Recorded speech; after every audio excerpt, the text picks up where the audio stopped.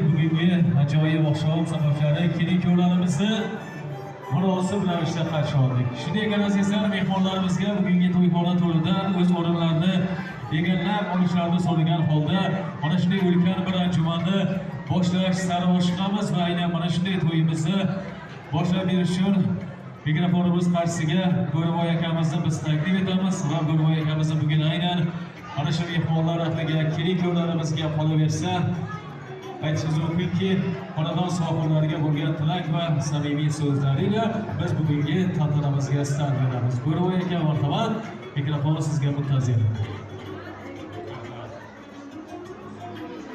Assalomu alaykum hammalaringga.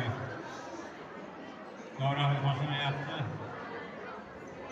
Mana hollardan iltimos qilamiz, shu o'yin boshlangancha mana shu hollarga qarab turinglar, iltimos. Assalomu alaykum hurmatli aziz Pasha Afzal ukamiz va Salima kelinimizning xonadoniga, yaxshi qashonaga xush kelibsizlar mehmonlar. Mana bugun katta to'y tantana bular sababsiz albatta mana shu nevaramiz Otabek va shu kundan boshlab kelinimiz Mahloyim yoshlarimizga baxt tilaymiz, sog'lik salomatlik tilaymiz, qo'sha farzandlar tilaymiz. Dunyoda yaxshiliklar bo'lsa, barcha yaxshiliklarni yoshlarimizga tilaymiz, baxtli bo'lsin. Halil bilan Salimani ham tabriklaymiz, to'ylar quruq bo'lsin deymiz. Kelinimiz ham o'zimizni mahallamizda ilgari ota-onasi yashab ketgan ona tarafdan xudolarimizni ham tabriklaymiz to'ylari bilan.